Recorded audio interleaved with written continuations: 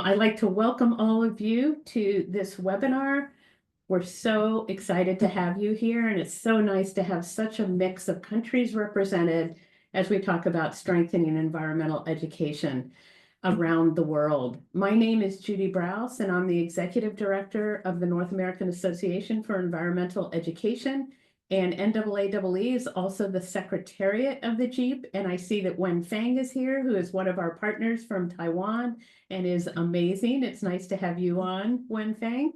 And what we're going to be doing today is sharing resources that can help strengthen environmental education in your country. And one of those resources is a GEEP resource called a discussion guide to strengthen EE in your country. So hopefully you're in the right webinar. And again, please put your name and where you're calling in from as I'm talking. That will help everybody get to know who you are and where you're coming from. And we are going to be communicating through the chat since everybody is on mute. And we have an amazing lineup with Pramod, Olivia, Lisa, Ian, and Bora, who is in an airport. So we are really happy to have this wonderful lineup. We'll introduce them in a minute. I also want to give a giant thank you to everybody who made this webinar possible. And Carrie is doing all the tech behind the scenes, but really helps manage all the webinar. Nina, who is the Director of International and Leadership Programs, and Madeline, who also works on our international programs.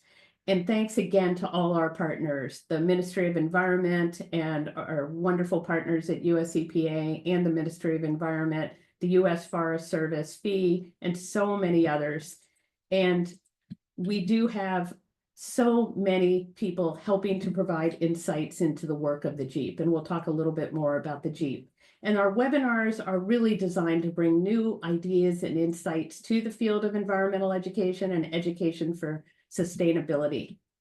And throughout this webinar, please type your questions in the chat. We will answer everything at the end or during the webinar.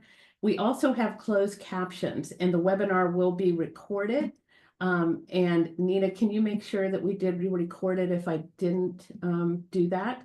It'll be recorded and shared, and the closed captions can allow you to really see what we're saying if English is not your first, second, third, fourth language. So you have 31 options, and hopefully one of these will work for all of you.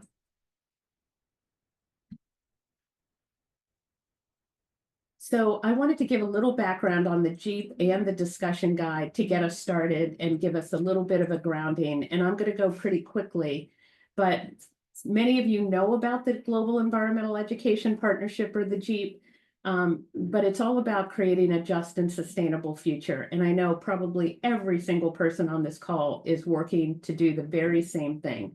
Strengthening environmental education, or if you call it education for sustainability or nature-based education, we're all trying to use the power of education to create a better world.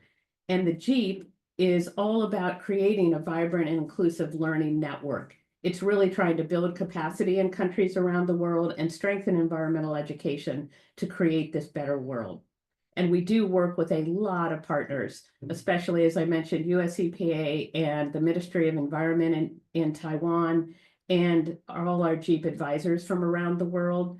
And we were just meeting in Pittsburgh during the NAAEE conference, and just a great group of thinkers and doers. It was just an incredible gathering to talk about the future of the GEEP. We are 10 years old. We are celebrating 10 years of working to strengthen environmental education. Hard to believe, the years have flown by. And Carrie's going to put links in the chat on the GEEP so that you can find out more about this network of networks, all about building capacity around the world for environmental education. We started the GEEP not to compete with any of the wonderful things going on, but to provide a space for leaders to talk openly about what we could do together, how to build capacity, how to have more impact, kind of a think tank for environmental education. We do have a strategic plan, and we'll put a link in the chat. Everything is online if you want to read any more about the GEEP. And we also, on the GEEP.org, have quite a few resources, and at a very high level, I'll just go through them very quickly. We have workshops and virtual events that you can find, and we have recordings of past events, like What's the Buzz About Net Zero that a number of you were part of. We have been building leadership around the world with a program called E30 Under 30 and others. All that information is on the web. We have a collection of case studies that many people around the world have produced to look at what works in environmental education. How do you combat the barriers to create effective programming? And we have a lot of different case studies and examples of what is happening around the world. And we also have more than 70 country profiles, so that if you want to know at a very high level what's happening in Slovakia in environmental education, you can go and take a look at that. So this discussion guide came out of conversations we had at the Asia Pacific Regional Forum and a number of other conversations about, could we put a guide together to help people in countries and regions think about what makes a strong environmental education program and how we can have better programming, better support, better policies to strengthen environmental education.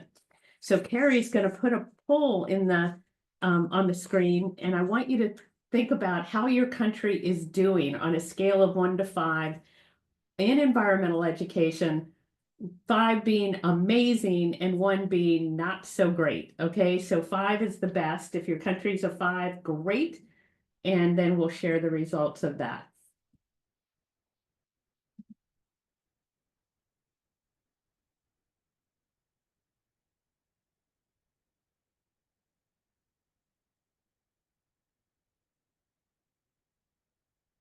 So Carrie, how are we doing? We're about halfway there, so keep weighing in. This is looking great. I'm really curious to see how you're voting.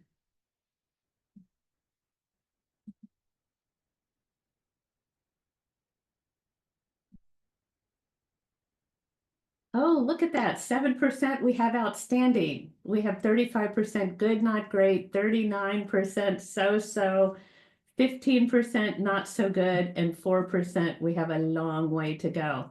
Okay, so we've got a lot in the middle. And what we want is to get everybody up to the next level and everybody eventually at outstanding. Thank you for that. So the table of contents, and we're going to put a link into the discussion guide so you can download this. It's all on the web, of looking at what is in the discussion guide, what makes a strong national program. And we look at structure, programs, quality assurance, and funding. And again, I'm not going to spend much time on any of this, but you can take a look at it and you can see what's in it. But I do want to emphasize that this is a living document. We'll keep updating it. Oh, and I see that Ginger joined us from US EPA. Thanks, Ginger, for all the work you do, who's been involved in the GEEP from the start. This is the kind of some of the components of what makes a strong national EE program. We will probably update that and think about it in different ways. But it gives us a starting point of looking at, wow, do we have certification programs? How are we thinking about quality? Do we have policies that support environmental education? The guide is just what it says. It's to spur discussion. It's also looking at justice, equity, diversity, and inclusion. How do we think about that in our countries? What does that look like? Are we being inclusive? Who are we including? Who's not at the table? And again, the way we've organized this, and there's no really right way to do it, is looking at structure, programs, quality assurance, and funding.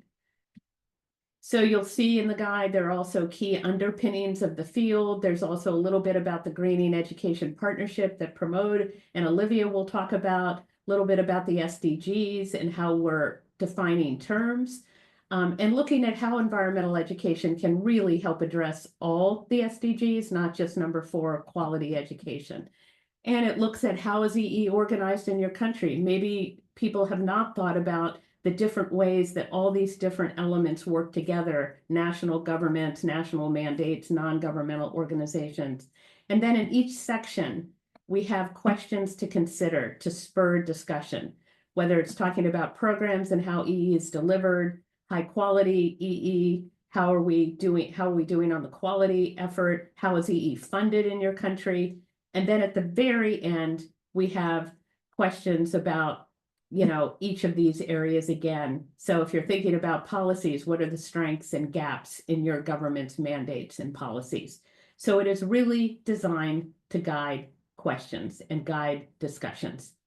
So as I mentioned, that was a very quick overview, but you can download it, read through it at your leisure, and we'll be talking about in practice what some of this looks like and some of the other things that are going on in the world to help strengthen environmental education. And it's such an incredible lineup, and I'm so excited to introduce our first speaker, Pramod. And Pramod has been in environmental education for so many years. He worked at the Center for Environment Education in Ahmedabad. He's the Senior Director of Education for the Foundation for Environmental Education, or FEE, and he is a GEEP advisor. So Pramod, take it away and welcome. We're so happy you could be here. Thank you, Judy, and thank you for this opportunity, and thank you for joining this important discussion. And I will be talking more about the Greening Education Partnership that came out of, sorry.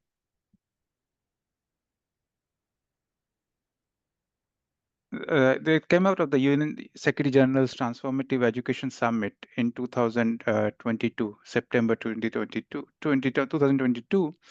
And the important thing is that they confirm that education must be transformed to respond to the global climate and environmental crisis. The major point being that it has to be action-oriented. And the way the Greening Education Partnership is developing that is that it's learned and is rooted in the long-standing work that has happened in both environmental education and education for sustainable development, but with a particular focus on the issue that we are facing in terms of climate change. And the goal is, or the vision is to equip individual communities and the wider world with the understanding, skill, values, and attitudes to engage in transformative action. And that's how we also define the environmental education, or a quality process of environmental education at all levels. Greening Education Partnership is a very well-rounded target that has been set. So it has basically helped when we are looking from a sustainable development goal target 4.7 by putting us something which is tangible and not just focused on input and process. So there are 4 areas of work that have been defined. First is on greening schools, which is having a certification of schools or any educational institution which is in the formal setting. And the target is that every country has at least 50% of the formal education institution achieving that standard. And Eco School and Eco Campus program, or FEE, are one of the largest and the best known program in this area. There is the target of greening curriculum, where the focus is that at least 100 countries have climate change education being part of the program, basically embedded in the national curriculum.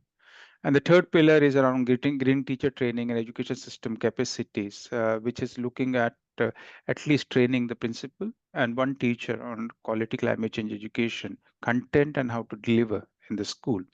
And the fourth is on lifelong learning, where countries are being expected to report on 3 ways where they are doing a larger climate change education program as part of continued learning and engagement with the population in the country.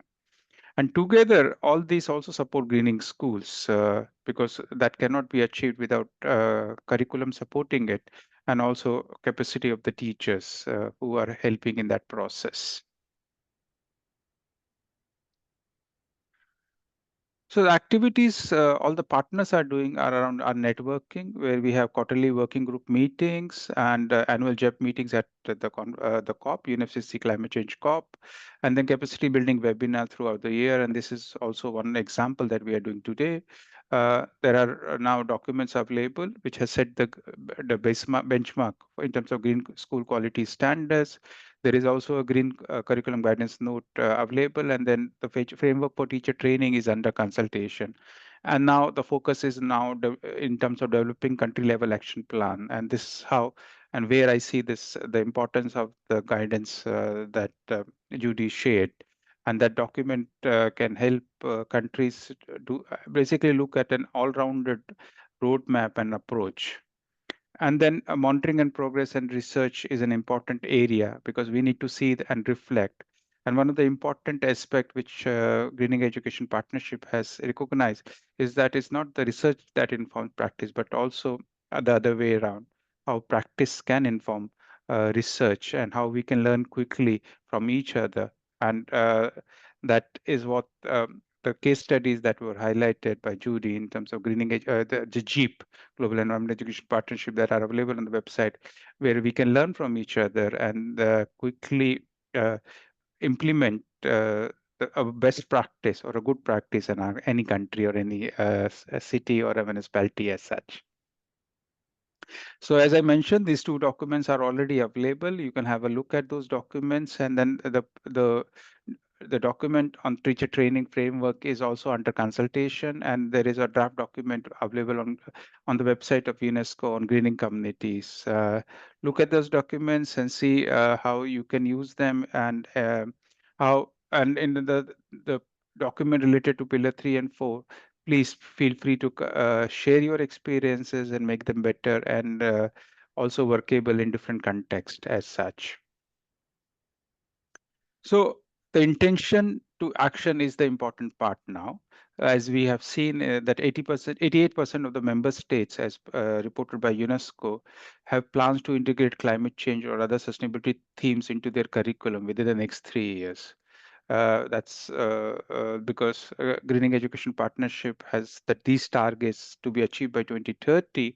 We need to move fast on these aspects, and how we can support member states who have agreed to integrate to also deliver it in the classroom and also drive the changes that will show as a whole school approach when we are looking at a school delivering on Greening Education Partnership under the Pillar 1 on greening schools. And 90% of the member states have intended to incorporate climate change, biodiversity, other sustainability topics. And this is an important aspect where we need to focus on environmental education or education for sustainable development, and not in the silos that we might or we tend to divide environmental education or education for sustainable development and bring them together to the teacher to understand, especially issues that are very critical for our own existence. And we need to also develop a network, a learning network, and a group of practitioners that can help in this journey. So let's discuss how we can provide the country level support, capacity building needs, and use the resources and documents that are being shared today to help in this achievement of Greening Education Partnership by targets by 2030 with quality. I'm now passing on to Olivia to share how we are doing it as part of FEE.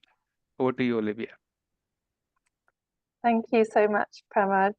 And thank you, Judy, and the GEEP Advisory Board and all for producing such an informative and helpful guide, which, as Pramod has said, we really see as being very, very helpful in the context of the high targets of the Greening Education Partnership and translating these global targets into national-based planning and actions to mainstream and integrate environmental education in education systems.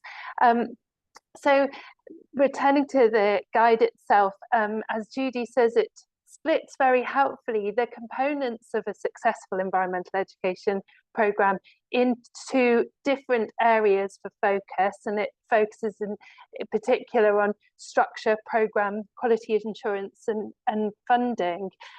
In our short presentation today, we'd like to focus on structure and programme, those two parts, and I'm really delighted to be joined today by Lisa Tangchung from Mauritius, who is going to provide the excellent case study of how environmental education has been integrated and strengthened in the country of Mauritius, well, the islands of Mauritius and Madrid. There we go. So first of all, the Eco Schools programme, which I am responsible for in my role for the Foundation for Environmental Education, is currently existing in 79 countries, where it's run by national operators who are usually an NGO, and they work in close collaboration with national policymakers as well as other national stakeholders to advise, to lead processes which realise environmental education in formal education systems. And we find where the programme is very strong, that a strong environmental education programme can help to improve education itself by helping to reorientate learning content around priority issues that are happening at national level. And that improves the relevance of education using pedagogies such as action-based learning, place-based learning, project-based learning. So by improving the relevance and making learning make sense, we see that the education systems are improved, but also by engaging education processes to address complex issues in the country, bringing together schools and communities to help co-create solutions for the issues. We also are seeing the removal of barriers to quality learning and also to access for education. Many of the issues that EE is allowing education to focus on are actually exacerbated by climate change. So in that sense, climate change becomes a cross-cutting theme, which is helping to future-proof education as well. So just a couple of examples for you of how we see this happening in our programme.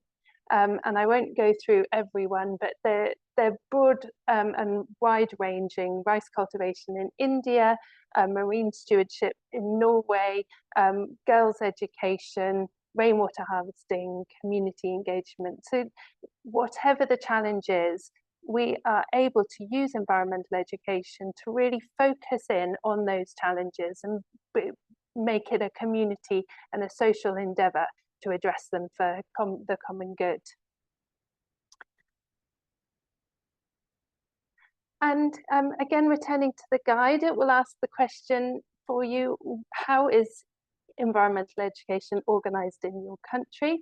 This will help to begin the process of evaluating where you are with your environmental education programme and who can you bring together to support you.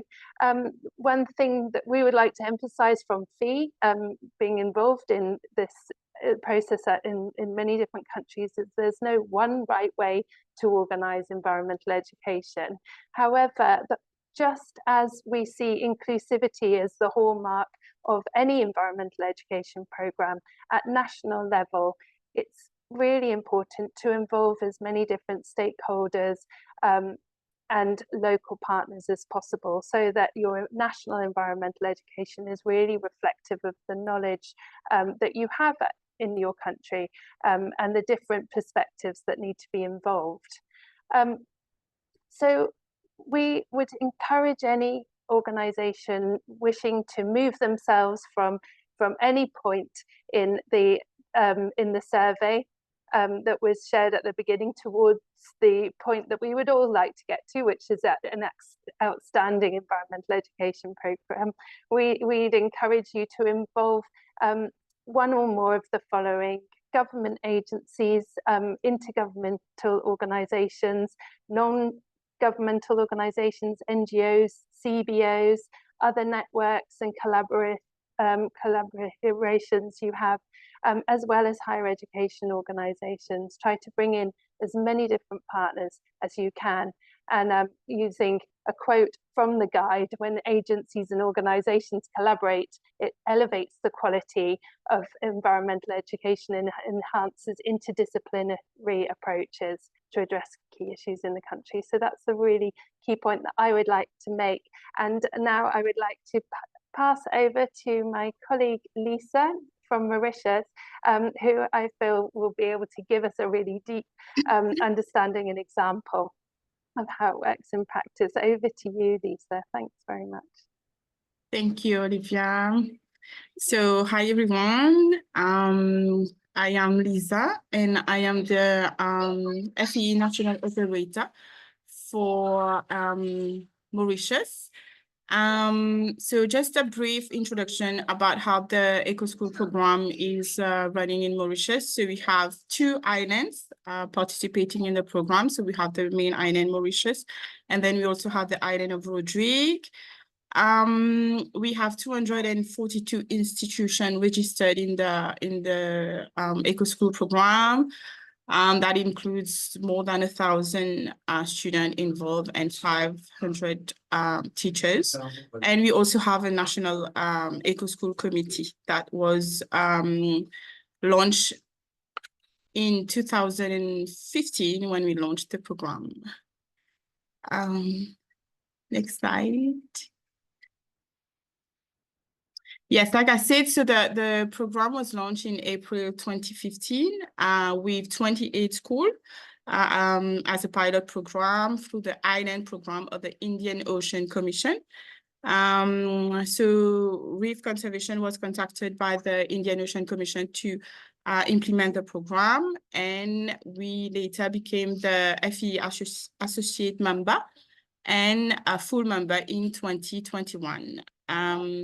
So we set up the National Eco School Committee, which was mostly chaired by Reef Conservation and the Ministry of Education. We also invited all the concerned stakeholders. So we tried to have the Ministry of Forestry, Ministry of Environment, all the zone directorate. We have 4 in Mauritius, region-wise, and then other NGOs, of course. And then in 2016, the program was extended at the national level on a voluntary basis to all the schools from primary to tertiary. We currently have, like I said, 242. So 200 formal institutions, 12 non-formal institutions, and 3 tertiary. And then 24, these are the figures for Mauritius. We also have 24 formal institutions from Rodrigue and 2 for non-formal. Next.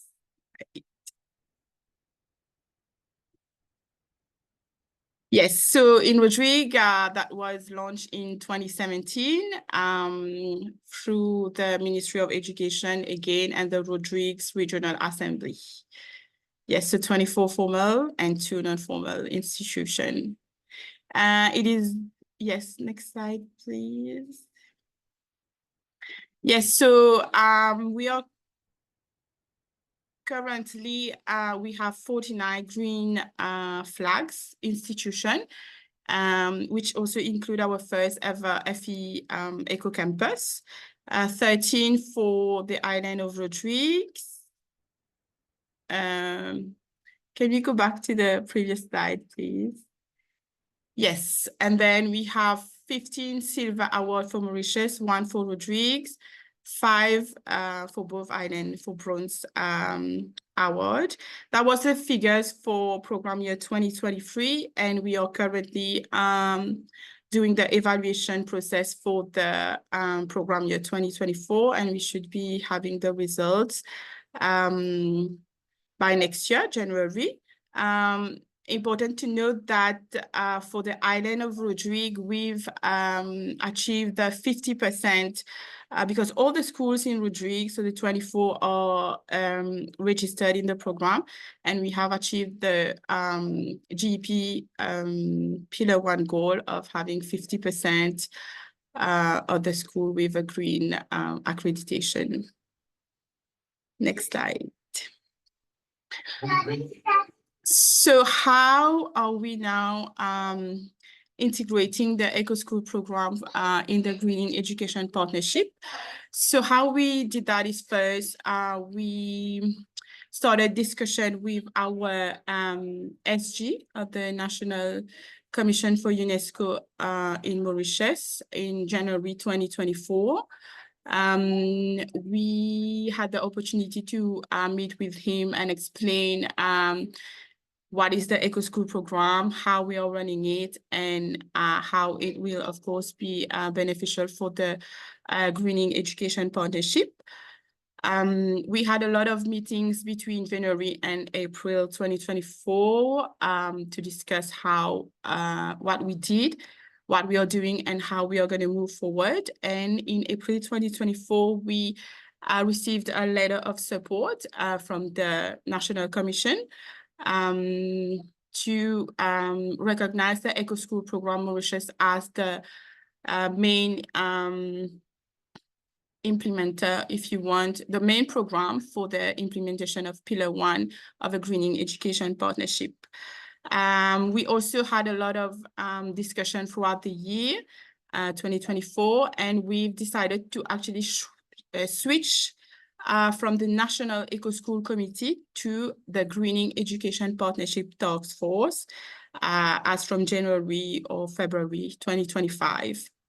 Why we decided to switch is also because it was important for us as an NGO, not just as the national operator for the FE programs, to look at all the aspects of the Greening Education Partnership. So all 4 pillars, which are very important for environmental education as a whole. We also have different programs that we work on, and that actually go, for example, Eco School goes under the Pillar 1 of the Greening Education Partnership, but we also wanted to contribute through our other program to the other different pillars. Next slide, please. Yes, so the Greening Education Partnership Task Force is going to include all of the stakeholders that unfortunately were not included in the Eco School program. So we're interested in mostly the MIE, which is the Mauritius Institute of Education, which is where most of our teachers are trained. And we are currently in discussion with them to see how we can support them with the teacher training, with our experience as the coordinator for the Eco School program, because we actually do through the Eco School program teacher training, but they are the one responsible for the whole curriculum development and everything that goes with teacher training. So we in discussion with them to see how we can work together to support the process. We also trying to develop lots of other partnerships also through other programs. We included other NGOs. We currently work talking with the OCE also with regards to their support on teacher training and curriculum development.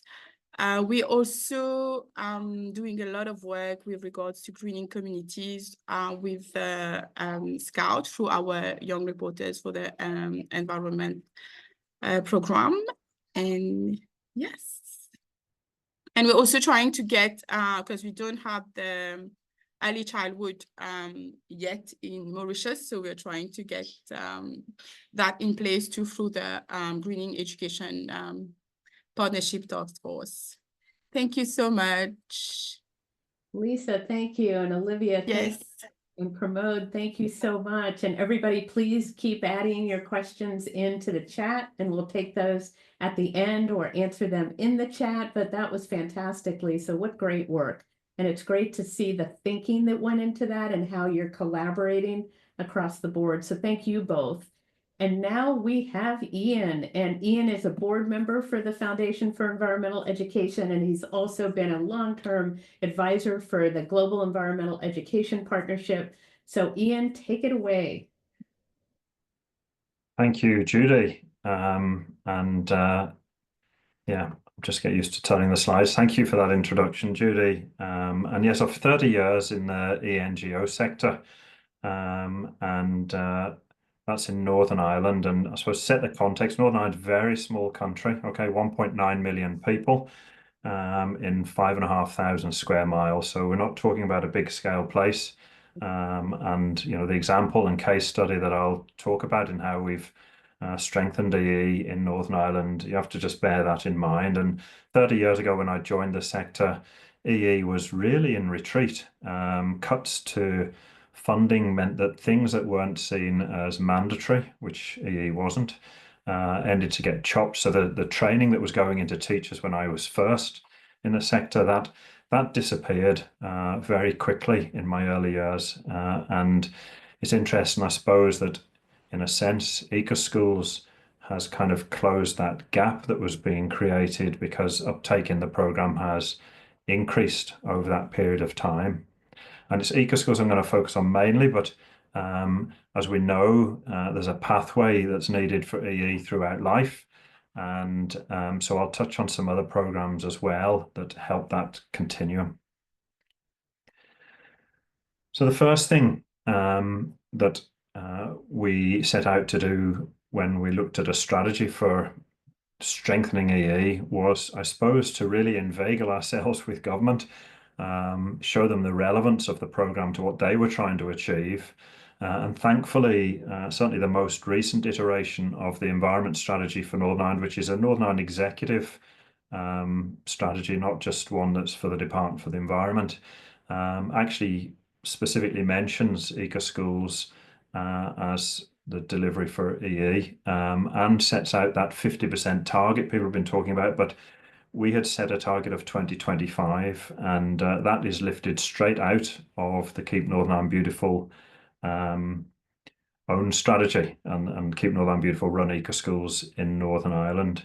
You'll also see some other programs there. Adopt Spot, that's another Keep Northern Ireland Beautiful program, and 30 Under 30, which I'll talk more about shortly, which you know about from NAAEE and GEEP already. So getting that written into government strategy, of course, then doesn't guarantee, but it does mean that you have a bit of leverage in terms of seeking funding and support. And interesting, I suppose, also interesting, worth to note, talked about that retraction from EE by government. That would have been the Department of Education. Department of Education have actually never supported the programme financially in Northern Ireland, though they are positive towards it. And, you know, we've always argued that we need to strengthen EE in the curriculum and write more into the curriculum. And the pushback from the Curriculum Council in Northern Ireland has been, well, actually, you have plenty of opportunities all over the place in the curriculum to deliver. But the reality is teachers are not trained to teach outdoors. They're not trained in this subject area and therefore have no confidence to go out and do it. And even worse than that, trainee teachers aren't insured even to teach outdoors. So there's a cycle here where it just reinforces teachers doing things that aren't to do with EE. So Eco-Schools now, you know, one of the, well, if not the first country to issue a green flag in the world. First thing we set out was, again, just staying close to as many of the ministers that we could as they came and went in the Department of the Environment. I mean, we had one who, if education was mentioned, either in your staff title or in the funding, it was cut. So Eco-Schools actually was the only environmental education program to survive cuts during that era. But then on the other side of that, we've had ministers who have just very openly said they want to put more money into the program, and one who said he wanted every school registered on the program. And we managed that in 2015. We got every school at least registered. That didn't mean they were working to the international standard at that point, but as you can see from this slide here now, we have 42% of all the schools in Northern Ireland. There's only 1,127. But 42% are working to the green flag. And if you remember that target I referenced earlier, we're looking at getting to 50% next year. So that's an 8% uplift, which would probably be one of the biggest uplifts that we've ever had. But I know staff in Keep Northern Ireland Beautiful are working very hard to achieve that. And of course, it's a little more stringent than the GEP target, which gives people till 2030 to reach that target. So, and also worth putting out here, the 11 topics. Eco-Schools is really to me, it's a structure, a management approach for EE. It doesn't explicitly of itself deliver content. And the content is delivered through a network of over 40 delivery partners in Northern Ireland, and they each have their specialisms and will touch on various topics which schools can then pick up, usually for free from those organisations, but sometimes at cost. And that, if you like, populates the important science, knowledge, awareness, which Ecoschools pulls together into a management structure, makes sure that it's a whole institution approach, it's well coordinated and well thought through and strategized. It's not just bits of projects happening with no real and full understanding and oversight of that. A little bit more on this, because one of the important things is, you know, how do you manage something if you're not measuring it? Ecoschools is getting better over time in terms of measuring the impact. Still a work in progress, and I'm going to come on to some of the developments in progress shortly, but there is now a route for feedback to be given on all the topics. We gather that, and you can see some of the positives that come out of that. And that's one of the reasons I think the funding from DAERA has continued, not just DAERA. You saw on the previous slide, every one of the 11 councils in Northern Ireland local authorities, they all support financially as well, along with a number of corporate sector bodies and trusts and foundations. But that has been built on a reputation. And of course, how do you build a reputation? Well, first of all, you do what you say you're going to do. You try and go the extra mile, of course, but you then need to communicate that, because half the battle in all of this work is about being able to communicate the impact that we're having, the benefit that's being accrued from people participating in this work. So within the structure then of Ecoschools, and in some of these, if you think of a Venn diagram, some of these programs I'm going to just move into now to talk about have an area of which overlaps with Ecoschools and a bit which moves out into the more informal curriculum.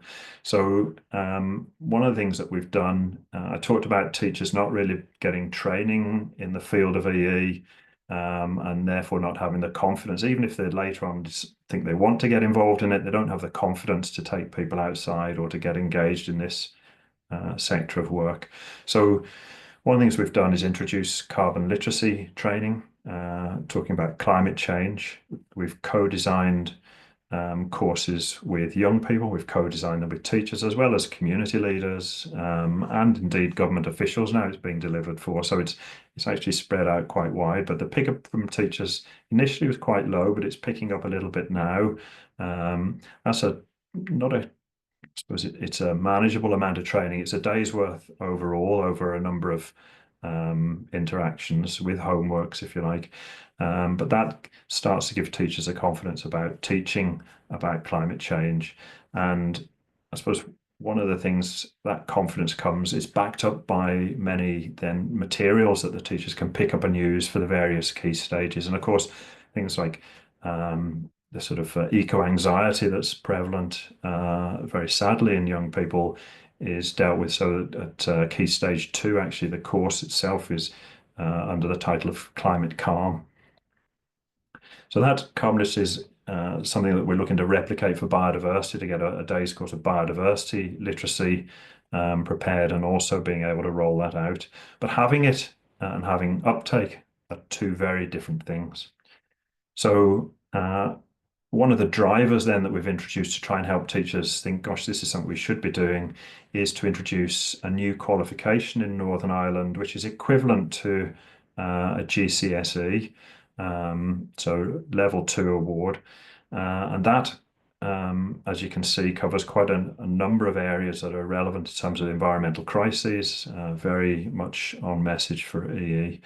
And that, again, has partially helped drive teachers towards the training and towards improving EE delivery. But because there's no pathway for a further qualification at advanced level, again, there's a kind of barrier there, and we really need Department of Education to help pick up that gap. You know, it took a lot of work to put this course together and all the materials for it, and then to get it approved through Northern Ireland government bodies. That's now needed for the next level as well.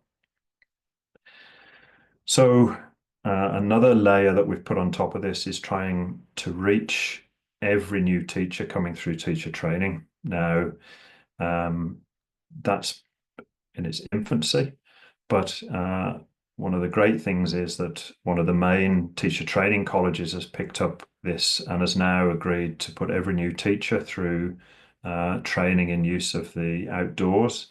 As you can see here, there's an open tender if anyone's interested, short advert, but to actually develop the site for teacher training at the teacher training site itself. It already has fantastic grounds for delivery of this, but they want a kind of one that would more replicate what might happen in a school grounds. And that means that we're reaching every first year new teacher. And in fact, it was so successful, they're rolling out to years 2 and 3 as well. And then moving on, I mean, Ecoschools in Ireland, looking down the south of Ireland, has gone through obviously nursery, primary, post-primary, and on into university, and even into workplaces like hospitals using the Ecoschools 7-step process. In Northern Ireland, with just 2 universities, that's been far more difficult. And we've gone into a different sphere and picked up the 30 under 30 program that Judy and GEEP has developed. And one of Judy's early slides was about a learning network. Well, the reality is that when I spoke to Judy about this, she was very open to us picking up the program, but she's also very open to us putting, slightly different flavors into it. And the learning is in many directions in GEEP. And I think that's the kind of mindset that we have to have. None of us have the perfect answers to any of this. It's a messy journey, and adapting and incorporating the best bits from elsewhere and learning off the back of each other actually will help us get to a better place quicker. So we're delighted that we're into the 3rd cohort of delivering 30 under 30 climate change makers. So people who've moved on past school into their early careers now can pick up about 6 days, full days of training with some world-class speakers and people that take them through a process to develop themselves and to develop carbon climate-related projects. So that very excited about that and would love to see it expand into more countries as something that people beyond Ecoschools can get involved in, albeit in limited numbers. But there is that growing alumni, which if we get that in multiple countries could be a very powerful way in future to get decision makers into every sector. It's very fundable. I'll not dwell on that, but it is a very fundable program. There is a link there, which when this has been recorded, you can look that link up. I think it'll be posted in the chat of an intro video, but give you a flavour of how it operates in Northern Ireland. And yeah, I don't need to dwell on that. So finally, back to the metrics, and in development is what we're calling the Earth Hub. It will be a one-stop shop in Northern Ireland for 2 things, and I'm just going to click through these very quickly to put them all up. So bottom left, hopefully in your screens as well as mine, who's involved. It's got 2 functions, this hub. One is for users, so Ecoschools, public, anybody in fact can go there, can pick up what are going to be posted as action cards. A bit like you go with your shopping trolley, you might be interested in planting trees or leading outdoor, even in terms of maths, you could be outdoors, but using maths, using the outdoors to deliver maths, numeracy. So anybody can pick that up, but schools will be the initial primary target, but beyond that, it will go wider. And it'll be a one-stop shop. So every organization, the second part of this is that delivery partners can put their information in. It'll be a level playing field. So we remove that sort of competitive edge that one organization should be doing more or getting more of the action. Anybody and everybody can put their things onto that hub for people to pick up and use. And then with that comes a point system to gamify a little bit, but also to encourage them people to actually put their material, their results back into the system. So we start to get the real metrics for actually Northern Ireland PLC rather than by, well, as well as organisation or local authority area, or indeed the school can have their own set of metrics available to them. So that that's a very quick run through. Hopefully I've touched on a few of the issues and some of the solutions that have worked in Northern Ireland to an extent. But hopefully it also helps, I suppose, people think about and input into the questions, because I'm sure there's a lot of people who can improve the way that we've been doing things to date and add to them and hopefully take some bits away as well. So thank you. And Ian, thank you so much. Ian, you are so creative, strategic, collaborative, and the work you do in Northern Ireland is so impressive of what you've done. And you've been just a fantastic advisor on GEEP. And I hope we can continue. I'm looking at the chat of how can we collaborate across borders? How can we collaborate on teacher training, on funding, on evaluation, all those good things. And you have modeled that. So thank you so much for that. And now we have our final presenter, Bora Simmons. And Bora is another powerhouse. We have so many powerhouses on today. Bora is the founding director for the National Project for Excellence in EE. And in the discussion guide, we talk about, does your country have frameworks that say, what does effective practice look like? And how do we improve the quality of what we do? So Bora, welcome. And we're so excited that you could be here.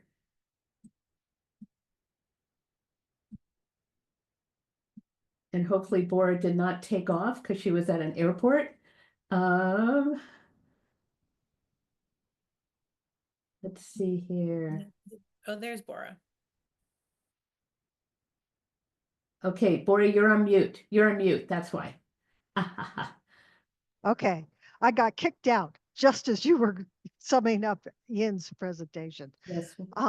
So hi there, folks. I'm Bora Simmons, and I wanted to give you a brief overview of the Guidelines for Excellence program, which is a program of NAAEE. And next slide, please. So we've been really, really happy and pleased that our primary sponsor has been US EPA Office of Environmental Education, and they've supported our journey in developing and implementing and disseminating the guidelines throughout our history. Next slide. But we've also had a lot of other partners, NGOs within the United States and throughout North America, agencies at the government level that have basically helped us in the development process, implementation, and dissemination, and importantly, helping us think through how to deliver workshops to educate people about the Guidelines for Excellence and help them use them. Over the years, we have developed a number of these. Next slide. So, there we go. There are actually 7 sets of guidelines that we have developed over the years. Everything from the K-12 EE guidelines that basically lay out the journey of environmental literacy for K-12 instruction, so kindergarten through the end of secondary education. We have guidelines that provide recommendations for best practices in developing instructional materials, thinking about our own professional development. What is it that environmental educators need to know and be able to do? That's in the professional development guidelines. We have a set of guidelines that talk about EE programs and sort of lay out all the things that you need to think about as you go from that needs assessment, that very beginning thought about developing a new program, to project design, through implementation and evaluation. Early childhood programs is another set. And particularly I want to point out the community engagement guidelines, because basically there we sort of took this notion of environmental education practice, which so much of what we do is that we develop our own programs and we deliver those programs at our own site, or we deliver it somewhere in the community for audiences that come to us. With the community engagement guidelines, we basically said, no, it's really all about working with communities on environmental concerns within your own community and how to go about that and think about inclusive partnerships. And then the final set of guidelines that we just published about 2 months ago is Educating for Climate Action and Justice. So here we're talking about what are the components of moving from sort of teaching about climate science and teaching about climate change and thinking about how do we actually move people into action and action on climate justice in particular.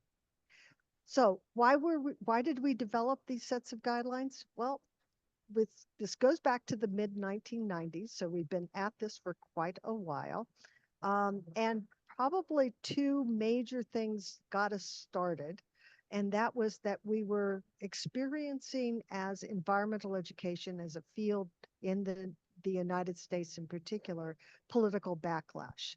There were people who basically thought that what we were doing for the most part was indoctrinating young children, and they felt that we should not exist. We should not be in the schools. And they actually were trying to ban environmental education from some of the states. So that was something that we needed to address, because we knew in our hearts that environmental education is something good and that we could actually describe good quality educational practices.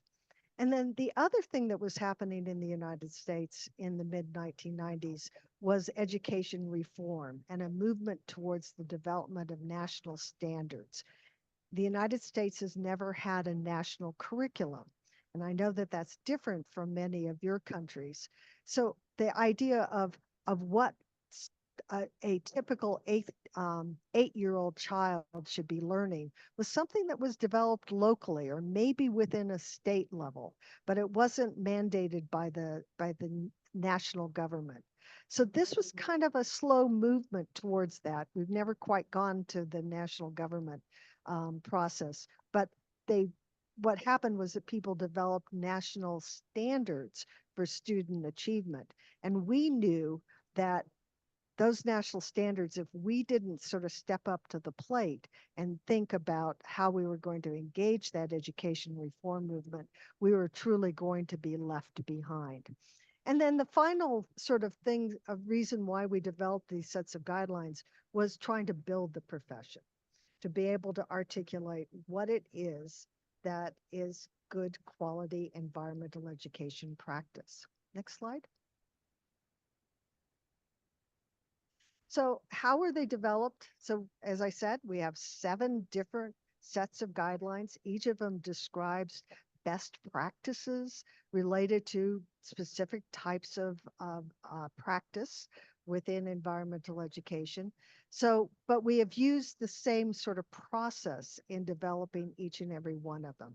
First, they're all rooted in research and practice. So we look at the research literature and we try to synthesize that and find out what it has to say to us about whatever the particular topic is. But we also look at practice. So we look at websites and curriculum materials and blogs and all sorts of other, documents that people have created that describe best practices.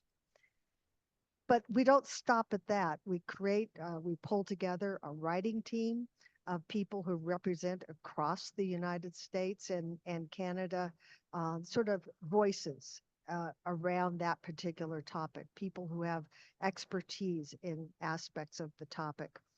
And that writing team looks at the research, then comes up with a first draft.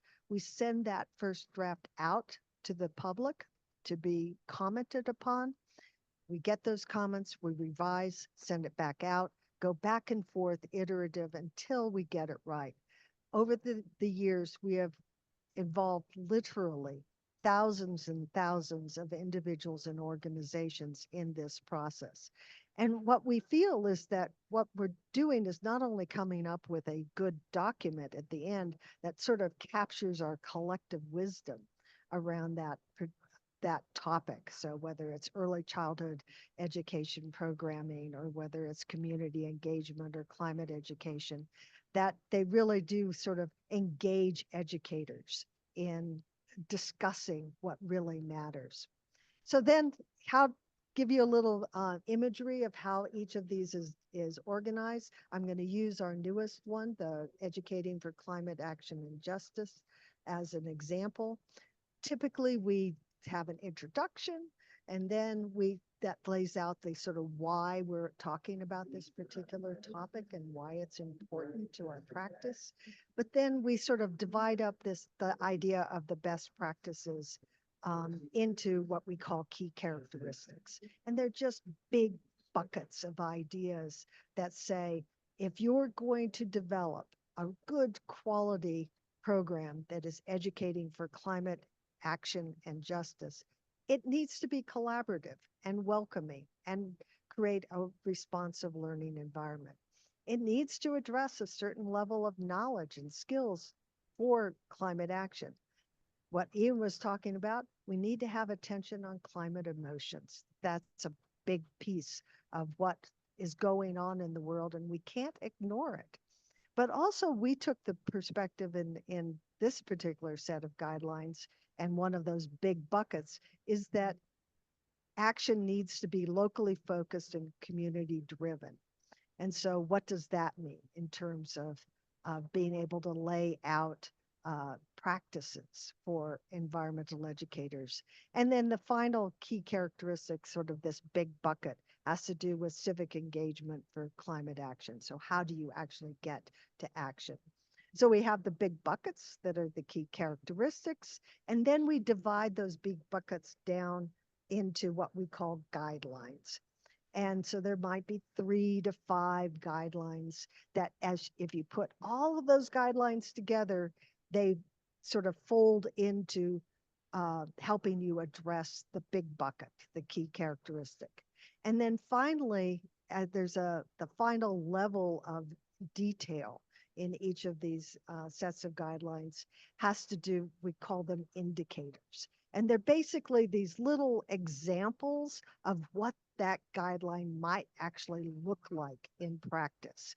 So if you are a classroom teacher, if you are a community educator, you might be doing this. Your students might be doing a particular thing, so that you can have some sort of more practical imagery of what you might be doing in order to address that guideline, in order to address the key characteristic of these best practices.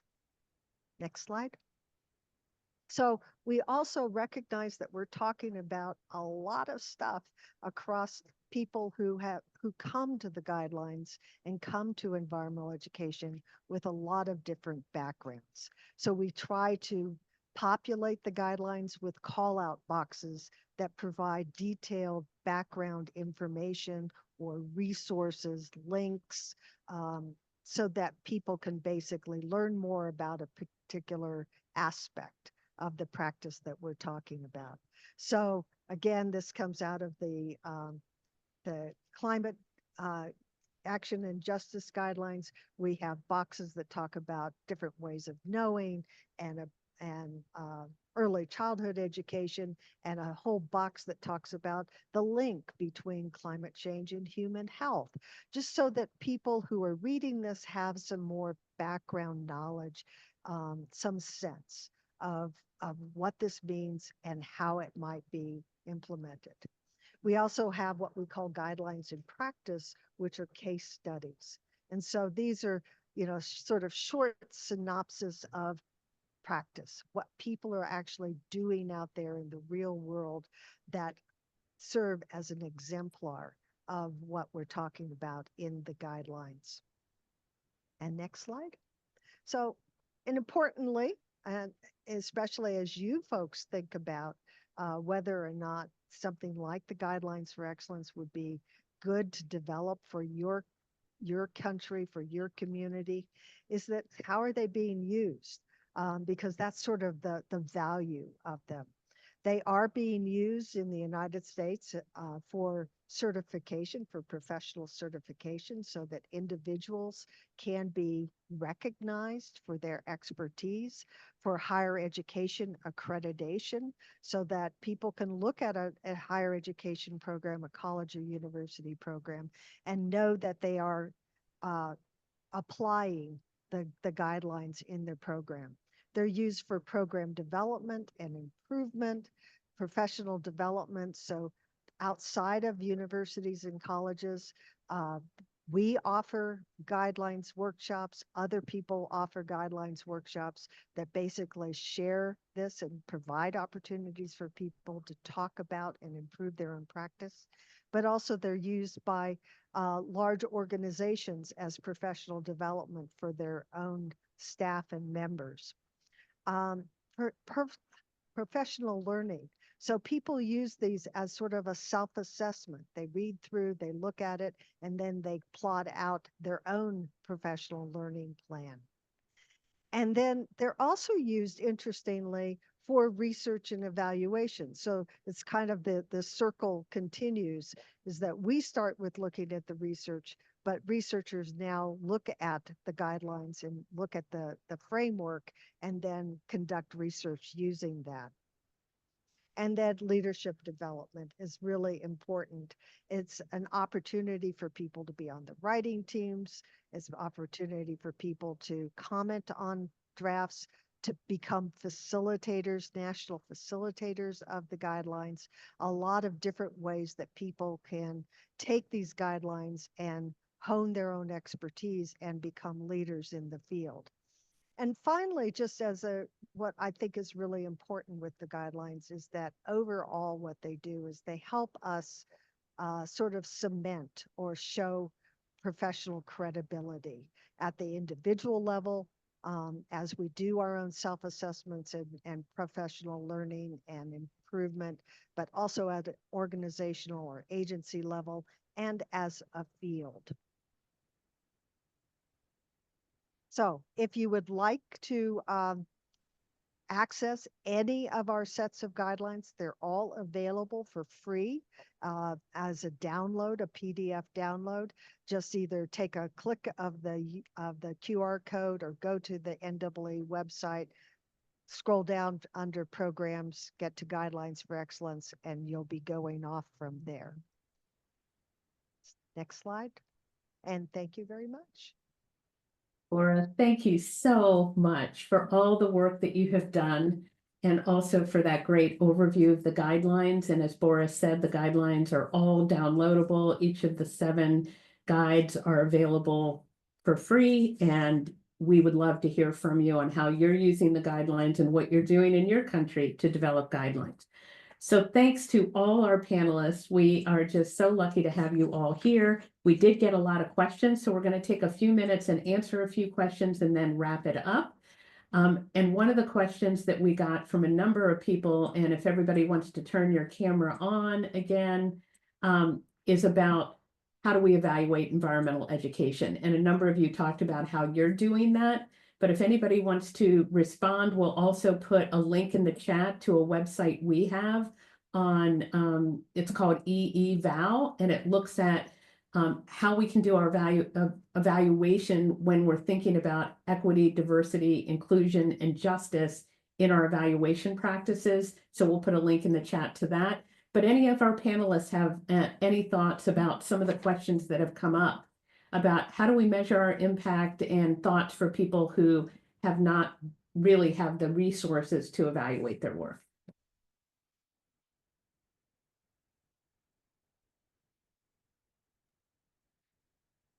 Olivia.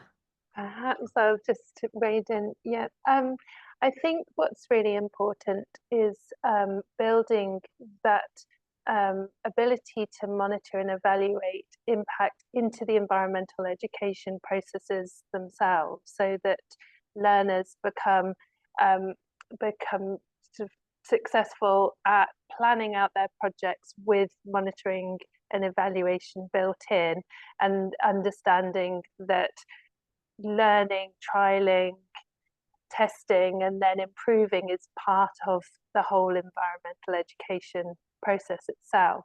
So this is really important, I feel, for kind of grassroots education, environmental education efforts, but it does sometimes pose a bit of a challenge to us, those of us who are running EE programs. How do we bring together all of this amazing rich data and evidence so that we can then monitor an overall, or get an overall idea of what the impact is on the ground? And I think that's what the challenge we have at FEE, trying not to lose the richness of those those impacts that are being monitored and the grassroots level, but also how do we communicate it broadly. We're trying different ways. We have a new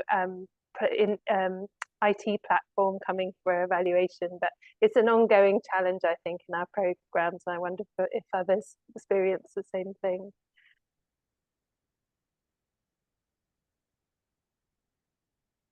Anybody else want to talk about just high level evaluation or where to get resources? Thank you, Olivia.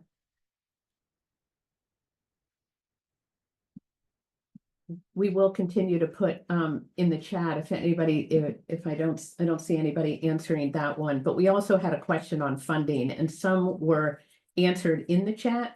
But of course, every country is different on trying to raise money and how you get the government involved. How do you get funding from private donors, from foundations? How do you collaborate? How do you form collaborations? Any thoughts on fundraising? Because some of you on this call are experts in fundraising.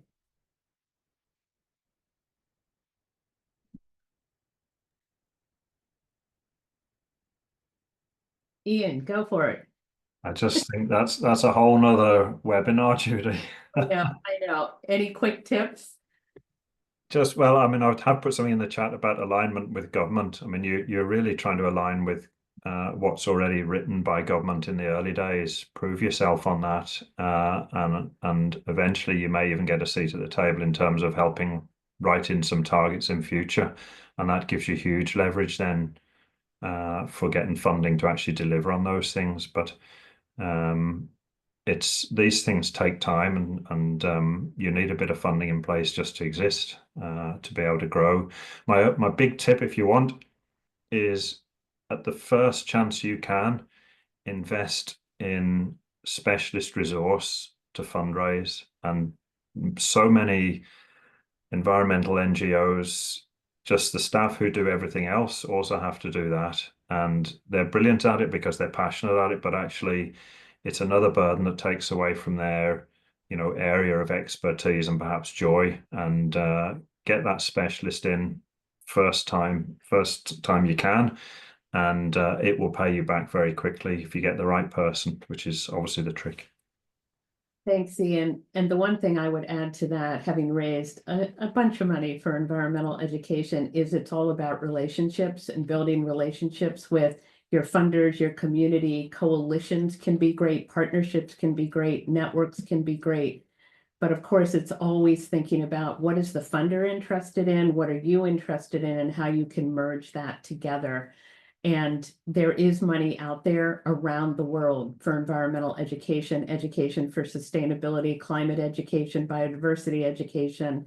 And we have to be creative in how to find it and how to partner with our funders to find it.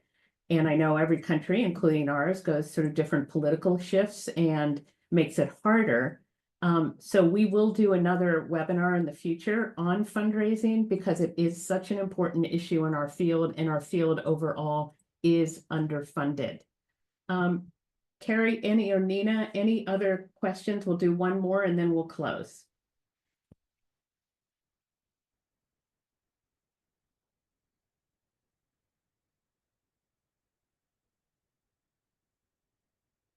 And I don't see any others. I know there are a number of questions, and a number of questions have been answered in the chat. So let me just thank all of you for being part of this webinar. We're so excited that you have been here and shared your wisdom with us. And we'd also love your comments on the discussion guide, on any of the examples you've heard today. We would like to hear from you, and we will be sending out a short survey to everyone. But as I mentioned at the beginning, the discussion guide is a living document. It's to spur discussion. Fee is doing amazing work. We heard from Lisa of the amazing work of what that looks like in Mauritius. There's so much on the website, on our sites and all the other sites, on EE Pro, on NAAEE, on the GEEP, on the Ministry of Environment in Taiwan, on Keep Northern Ireland Beautiful. Lot of information there. And of course, you can download everything that we put in the chat, and everybody will get a copy of the chat and the recordings. So thank you all so much. And I hope you all have a great night, day, evening, whatever time it is. And we appreciate you being here and for all that you do to support environmental education and using education as a way to create a better future. So thank you all so much. And thanks to everyone who helped put this webinar together. Carrie, Nina, Madeline, thank you all.